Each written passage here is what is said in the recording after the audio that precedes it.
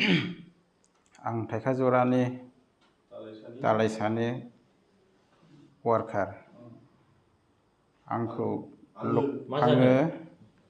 थिनालि बाजाराव टेलरिं दखान होयो। ओमफ्राय लक्ष्मी फुजा जादोंमोन थिनालियाव, बिनि नामावनो मेला दङमोन, तिरकि खेला। ओमफ्राय दावदै खेला मा खेला दंमोन आरो बे बुस्थुखौ रुनिकाटा असिसा थांनानै खेबनै थांदोंनो, आंथ' खबर गैया। थांनानै आङो बेस्थ'मोन, आंथ' खामानि मावगासिनो दंमोन। आंहाथ' दा इउनिफर्म सुनाय नालाय फुरा बेस्थ'खा। बेहायनो थांनानै आंखौ पुलिसनो एरनानै हरदों होननानै सन्देह खालायनानै पुलिसफ्रा बोखांनानै लाबोबाय। ओमफ्राय उनाव पुलिसफोर फैखांनायनि उनाव आंखौ जोहैबाय, बुहैबाय, एरनानै हरदों। नोङो एरनानै हरदों एबसुनि वार्कार जानानै, जायगानिफ्रायनो एरनानै हरग्रा दंनो, बेबायदि बुंनानै आंखौ एटाक खालायहैबाय आरो। एटाक खालायनानै धन्दा प्रदिप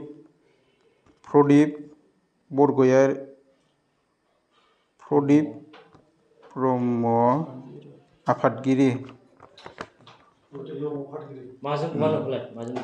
सौबाय, टेबोलाव सौबाय, ओमफ्राय जोदों आरो टेबोलाव जोबाय।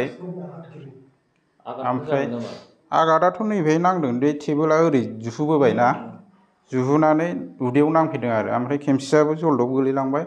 आं गस्ला गुदाम सुबाय थादोंमोन, खेमसिया गोलैबाय नालाय आथिङाव एसे हाबदों आरो, जुथा गाननायमोन नालाय। मा खारनाव बुदों? आंखौ बिदिनो पुलिसफोर लिंहरनानै होदों, एरनानै होदों होनबाय। ओमफ्राय गेदारिं जाबाय आरो मानसि, फुजानि कमिटिंबो फैबाय, कमिटिंनियानो जोदों आंखौ। बेनि अनगायैबो सिगांनि समफोराव पार्सनेलि माबा मोनसे? आंहाथ' रावजोंबो माबा गैया, एगेन्सबो गैया, नांलायाबो आं खमलायाबो। बाजार कमिटिजों आं मोजाङै मोजां रायलायो। खिन्थु नैबे फुजा, लक्ष्मी फुजायाव दिनै मा दायनि थाखाय आंखौ बेबायदि खालायखो आसरितसो मोनदों आं। साबा। मा मा नाम? बिनि नामा प्रदिप ब्रह्म आफादगिरि। ओमफ्राय मोनसेया जाहैबाय थुला ब्रह्म दुनाबारि, बेहा। ओमफ्राय चक्रमणि बसुमतारी, बेहा थाइखाजरा। ओमफ्राय नयन नार्जारि, बेबो थाइखाजरा। ओमफ्राय सासेया उत्तम बसुमतारी, फुबसालबारि, बेहा। बिसोर साबा। आंथ' न्याय नांगौ, आंहा मान सनमाननिबो खोथा दं, लासिं सिं पाब्लिक गेदारिं जानाय। आरो दुखुबो मोनबाय, आखाइयावबो नांदों, आथिङावबो नांबाय, अहेबावबो बै टिबोला नांफैबायना, ओरै जोबाय नालाय सिगांजों। आंथ' मोखांजों मोखां जाबायना, बे सौबायबो, नांबायबो, जोबायबो। न्याय नांगौ आरो आंनो। बेजों लोगोसे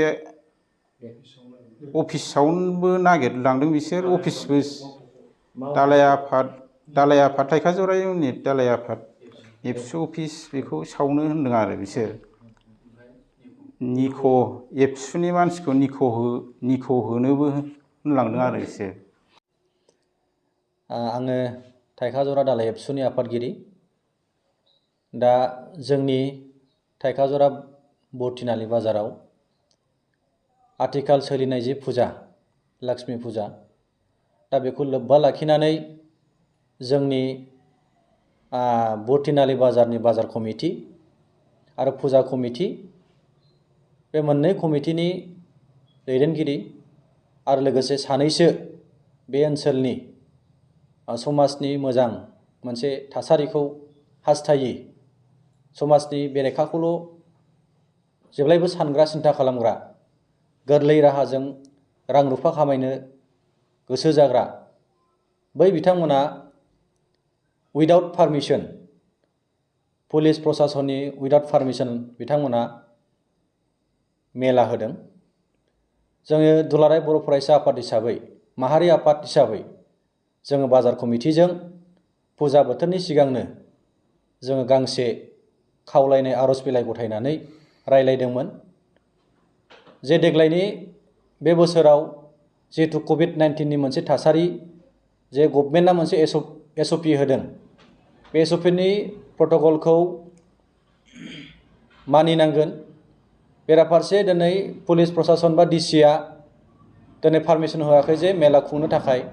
बेनिखायनो जों दुलाराय बर' फरायसा आफादा गासैखौबो सिन्था खालामनानै समाजनि माहारिनि मोजांखौ सिन्था खालामनानै जोङो मेलाखौ बे खेबसे बन्द' खालामनो थाखाय जों खावलायदोंमोन।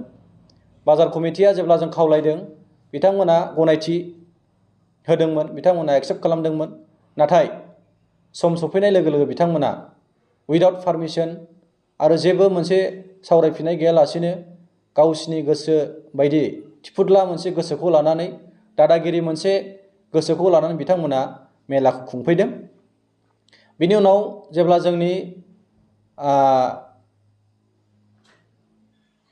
जोंनि रुनिकाटा पुलिस थानानि जेनाखि असि सार बिथांमोना थांनानै खेबनै बादा हैलायनाय जादों।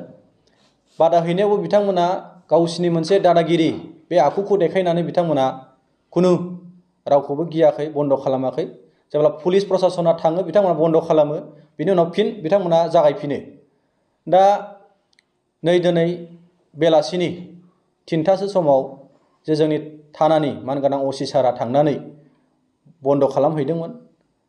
बन्द' खालामखांनायनि उनाव जेब्ला सारा फैबाय, पुलिसा फैबाय, बिनि उनाव बै फुजानिफ्राय बै बाजार कमिटिनि दैदेनगिरि आरो जाय सानैसो ओनसोलनि दादागिरि समाजनि गाज्रि खामानिखौ थुनज्लायग्रा, मदद होग्रा, गाज्रि खामानिखौल' मावनो गोसो जाग्रा आरो खुनु माहारि आफाद समाजनि बेबायदि आफादफोरखौ रेसपेक्ट होयै बै दादागिरि बिथांमोना पुलिसा जेब्ला बै मेलानि गेलेग्रा बै माखासे आइजें आइलाखौ जेब्ला थिखोनानै लाबोबाय, बिनि उनाव जोंनि सासे थाइखाजरा दालाइ एबसुनि मावथि रां दोनथुमगिरि हरि बसुमतारी बिथांखौ बिथांनि दखानाव थांनानै एटाक खालामदों।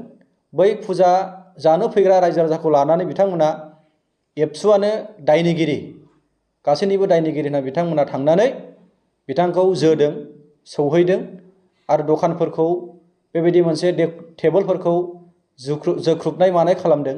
बिनि उनाव जोङो बांसिन दुलाराय बर' फरायसा आफाद माहारि आफाद हिसाबै दुखु मोननाया बे जे बिथांमोना खुगाजों बाहायदों जे एबसु अफिसखौ सावनांगौ, एबसुखौ निख' बायदि होनांगौ आरो जोङो रावखौबो गिया, सोर एबसु बेलाय, बेफोरबायदि माखासे गोबां खोथा बिथांमोना बाहायनायखाय जों जोबोद दुखु मोनदों।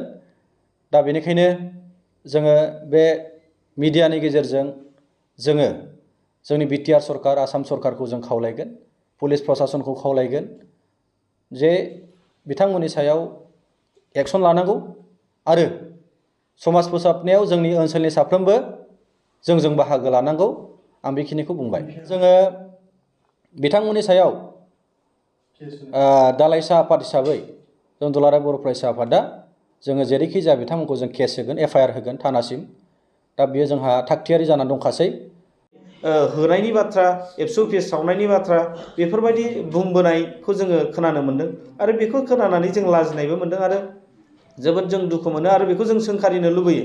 जोंनि समाजनि थागिदाया जोंहा धोरोमजोंनो, जोंनि सुबुं माहारिया सोदोमस्रि मोन्दों होनोबा धोरोमजोंनो।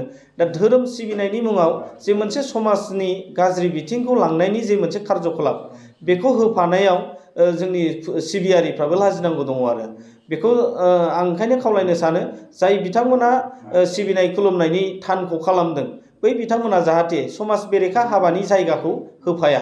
जोंनि ओनसोला ओरैनोब्लाबो गोग्लैसोनाय ओनसोल, बेखायनो जोङो ओनसोलखौ बोखांनांगौ जायोबा जोङो बेफोरबायदि हाबाफारिनिफ्राय जोङो गोजानाव थानांगोन आरो जोङो जोंनि गथ' गथायखौ इयुनखौ जोङो मोजाङै लांनायावसो जोङो बयबो बाहागो लानांगोन।